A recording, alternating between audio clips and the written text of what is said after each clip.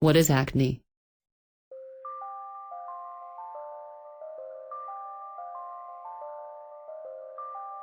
Acne is a chronic skin condition that is formed when the pores of the skin are clogged with excess oil or sebum and dead skin cells. These clogged pores will often become infected and inflamed and may develop into any number of acne lesions. Before we discuss acne, let's look at where acne is formed, the pilosebaceous unit. The pilosebaceous unit is composed of the hair follicle, hair shaft and sebaceous glands. A properly functioning pilosebaceous unit does not cause pores to become clogged or inflamed. Blackheads are a form of comedones. Comedones is the medical term for clogged pores. Blackheads are produced when sebum and dead skin cells are trapped in the pores of the skin. It's important to note, blackheads are not trapped dirt. Blackheads have an opening on the surface of the skin. When the clogged pore is exposed to air, its contents become darker. Here you can see the tiny dark spots. These are blackheads.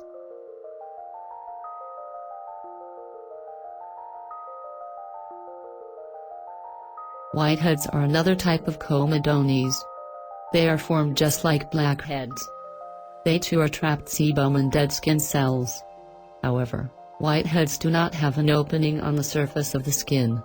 Therefore, its color remains white. Here's a look at whiteheads. Its contents isn't exposed to the air, so it keeps its white color.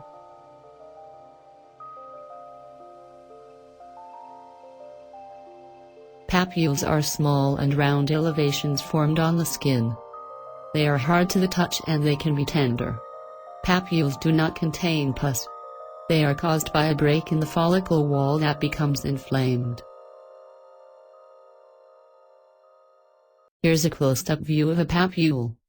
It is flesh-colored with no visible contents.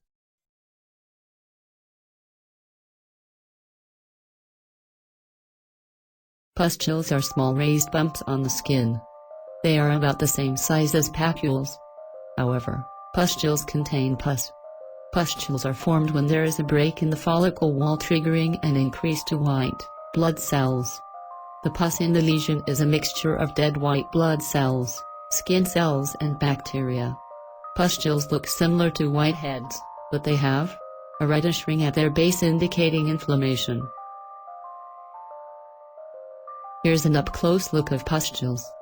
Pustules look similar to whiteheads, but they have a reddish ring at their base indicating inflammation.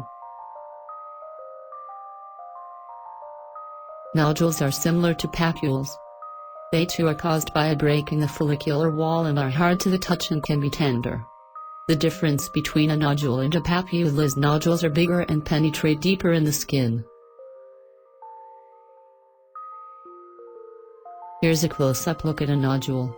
It looks similar to a papule. It's flesh-colored but it is bigger in size.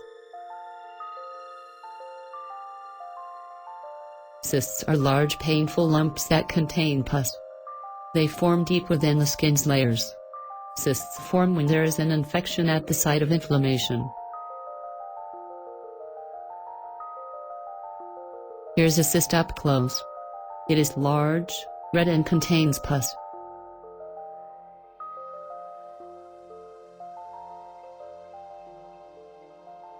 Acne lesions can be classified as comedonal, inflammatory, and nodulocystic.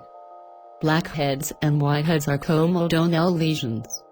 Papules and pustules are inflammatory lesions. Nodules and cysts are nodulocystic lesions. Please note, nodulocystic lesions are considered to be severe inflammatory forms of acne. Currently, there is not an universal scale for the severity of acne, but here is a commonly used scale. This scale is based on the count of comedonal, inflammatory, and nodulocystic and total lesions. The three classifications are mild, moderate, and severe.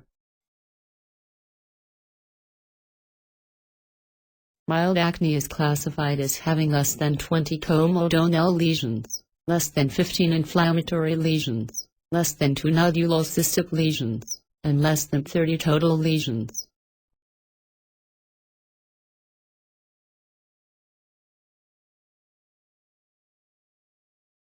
Moderate acne is classified as having 20 to 100 comedonal lesions, 15 to 50 inflammatory lesions, 3 to 4 nodulocystic lesions, and 30 to 125 total lesions.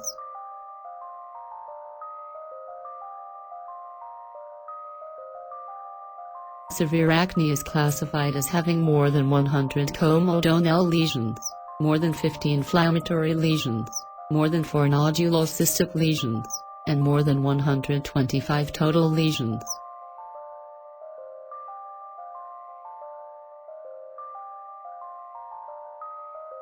This video provided a general overview of acne.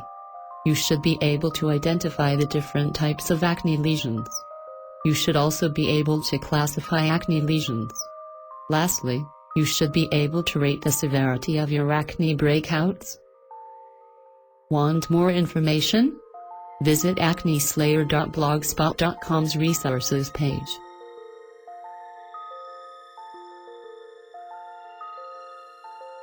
Thank you for watching.